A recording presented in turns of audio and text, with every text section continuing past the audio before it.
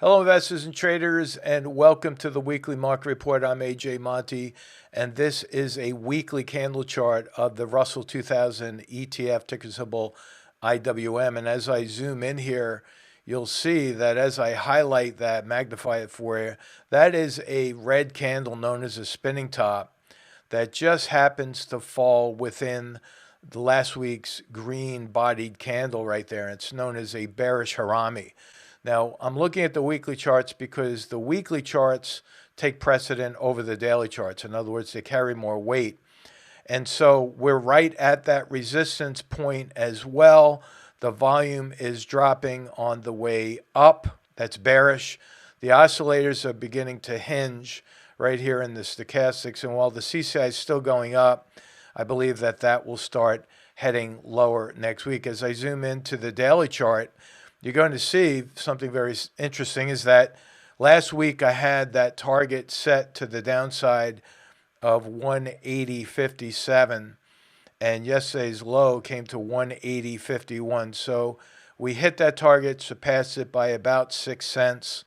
And now, again, as I zoom in here, you'll see that there was a gap down yesterday that filled, and that happens 80% of the time. When the gap fills, and then we have another 80% of the time after the gap fills, prices generally drop from there when the upside gaps are filled. Now we have a gap below the market that I do believe is going to fill over the next couple of weeks. So what does that mean for next week and possibly the week after that? Well, I think we're going to continue lower, and I'm going to just extend that target price down below to fill that gap at 178.55. So I think that will happen maybe next week, or we have a shortened trading week, so it could happen the week after next. Next Friday is going to be Black Friday, and I think that the economic numbers are going to disappoint. That could drive the markets lower into the online numbers, which is Cyber Tuesday. And I'll get to some of that information towards the end when I talk about what we're seeing in corporate America this week and what's happened, especially with layoffs. So that's IWM. I'm projecting the gap fill down there to fill at 178.55. And I'm going to be hopping back and forth from daily charts to weekly charts so I can show you what's happening. Here's the cues. We said last week that we would go up Monday and Tuesday. Right there, that's exactly what's happened. Then Wednesday, we started to pull back. Thursday, we started moving closer and closer to that target price. Today, we had that little bump. I think a lot of that was driven by short covering. And we have this open gap below the market. Again, looking at that weekly chart, you can see that once again, we have a bearish harami with very close to what's known as a shooting star. And that shooting star brings us right to that 100-day moving average, also known as the 20-week moving average. And so that's going to act as resistance, and I think we're going to continue to drop from there. So that is what we're looking at now. The target is going to remain in place right there at that moving average, keeping that at 275.90. And then we'll have to see on Wednesday whether or not we can extend that. Why Wednesday? Well, for those of you that tuned in to the midweek market report, we had a very nice crowd. We had good participation. We had a little technical issue with the email reminder for everyone, but everyone was able to at least watch the recording. I'll be mentioning that again. The link to next Wednesday's live broadcast is going to be listed in the description box below. And so we do the live version. I record it. We post it to the front page of the Market Rebellion website. And that's a new edition. We did that for the first time last Wednesday. We're looking forward to doing that each and every week. All right. So ultimately, I think we're going to come down and fill that gap. But like I said, to reiterate, the downside target of 275.90. Look at the stochastics down here is heading lower. We have a slight hinge, but down below the sell signal right here on the CCI. And so the cues are still looking lower for next week. Now, if we look at the VIX, I'm going to look at this as well on the weekly and daily. These were my forecast lines for the VIX. Now, if you did tune in on Wednesday, I said we could possibly go down a little bit because of that bearish harami here. On Wednesday, I was talking about that at It's exactly what happened. It pulled back to my zip line. I think we're going to start moving back up, and here's why. Look at the weekly chart on the VIX right there. We have 8 red weekly candles in a row. This candle is most important because that is an inverted hammer.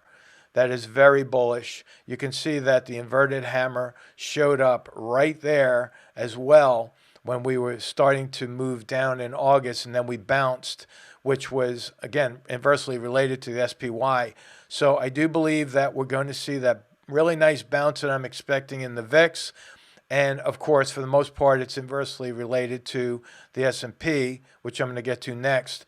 And you can see that we have a slight upward trend in the VIX here. If I just connect those lows and project out, that is bearish for the market because, remember, bullish indications for the VIX is bearish for the market. And this is not the first time we've seen long stretches of red right there. Look what happened. Again, we had red candles all the way down.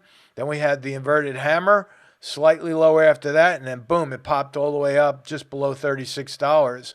And so I think we could see the same exact thing happen with the VIX. And so that upside target is still set and in place and not moving at 29.51. So let's take a look at the spiders. Again, we're going to see the exact opposite. This is the weekly chart, bearish harami. We did hit my upside target on the S&P, which was 402.71. And then I said we'd move lower.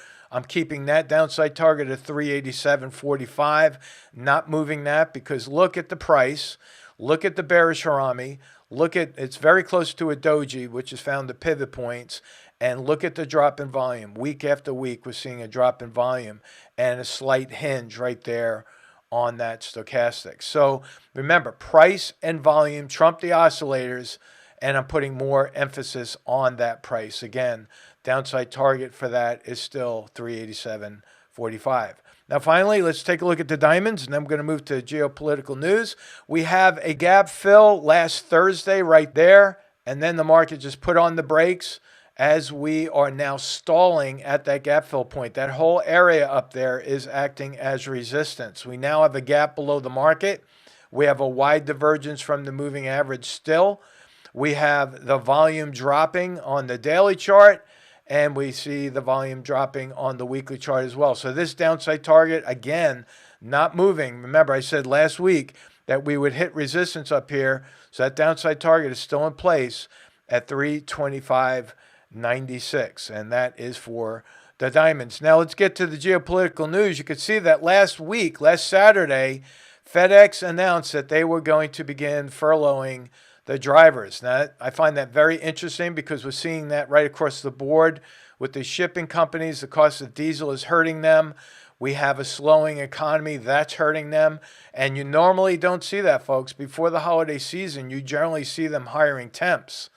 And so this is a leading indicator in my book that the economy is worsening. On top of that, look what happened with Amazon. Same story. You know, we're coming into, like I said, Cyber Tuesday next week, and Amazon is laying off 10,000 employees. That's very interesting, don't you think? And this came out this week as well. So the problem is compounding. We can see that companies right across the board in 2022, Twitter, 50%, Amgen, a lot of people weren't talking about that, 20% of the workforce, Snapchat laying off, Intel, Coinbase. It doesn't look like much for Ford down here. Oh, you might say, oh, just 1%. Ford's a pretty big company. And I don't even have Disney listed on here. I find that, again, very, very interesting because this is peak season for Disney and the theme parks. As we come into the holiday break, families pack up their suitcases. They head to Florida, they head to California. They go visit, take the family. That's not happening. Disney is laying off. And I see that, again, as another leading indicator. Here's another one, folks. This just came out yesterday. Railroad unions have voted not to ratify a tentative deal. And that's making this December strike even more likely. That's going to put a hurting on the supply chain. Companies are relying on the rail. Mississippi River is still running dry. They go to rail. They can't find help there, so they go to the truckers. There's a shortage in trucking. Diesel's going up. Well, like I said 2 weeks ago, connect the dots. You'll see what's going on. And again, last week I mentioned Maureen as one of the realtors who watches our program here. And I thought, well, look at this. This is from forexfactory.com.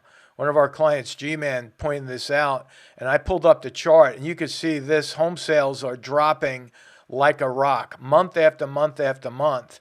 And on top of that, I had another client request this. Now, I'm going to do a shout out to Dan this week in California.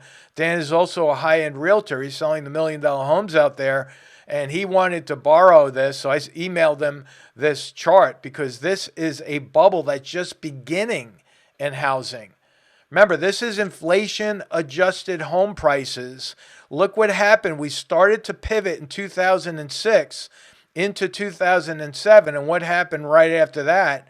We had a real estate bubble burst and throw us into the bear market of 2008, which was the time when the Dow dropped 50% in that 1 year. Pretty incredible. We're just now forming this pivot point already in a bear market, and this is accelerating to the downside. So if you are a realtor and you're trying to motivate some of your sellers to lower their prices, you might want to show them this report to motivate them a little bit more, because if they keep creeping down and just lowering them by small amounts along the way, they're just going to chase the buyers all the way down the road, and that's not going to be good. So if I was in a sell mode right now, I'd be hitting bids and moving that property before this bubble breaks. You know, inflation is taking its toll across the globe, really, not just in the U.S. And I thought this would be an appropriate slide to throw up there. It might seem like a joke, but it's really not, because more and more people are seeing their dollars shrink, not just from inflation, but from shrinkflation. And that's where we get the term stagflation, because when you couple up inflation with a recession, that's the worst kind of recession. That generally leads to prolonged recessions and in some instances, depressions. I'm not going to go down that road right now, but it's something to consider, because if we keep seeing these interest rates go higher and higher and not getting ahead of the inflation curve, that's going to continue to take a bite out of everyone's pocketbook. Now, months ago, I told everyone to keep an eye on China. Watch China. Well, this is also something that came out recently through the Atlantic. And while I don't think we're going to see the same thing play out like we did in Russia and Ukraine, because I don't think China is going to start a missile strike or an airstrike against an asset and destroy the cities like Taipei and other very highly productive cities. I think they're going to do this gradually, but I think it's going to happen. When do I think it's going to happen? I think it could happen between now and January 20th. When we see the transition taking place in Washington, I think China is going to go in when the U.S. government is at its weakest point. That's usually when they're making that transition. So that is what we are looking at right now. And with that, I'd like to thank each and every one of you for liking this video, putting your comments down there. You're keeping me pretty busy. There's over 200 questions that came in. Keeping up with that pace is getting more difficult by the week. And also for subscribing and sharing. That is most important, because without you, we wouldn't be able to grow this channel. Remember, next week, I will be doing the live broadcast right after the market close at 4 o'clock Eastern Time. And then the recording will be posted to the Market Rebellion website. So you have a great Thanksgiving week next week, and we'll talk to you soon. So long. I mean, you take a beginner and someone who's a little naive and doesn't really understand how options and stocks work, and then you can actually educate them to have more knowledge than a lot of the brokers. Brokers don't even understand a lot of stuff you guys teach. In fact, I just talked to a broker. He says this is the only place that's taught in America.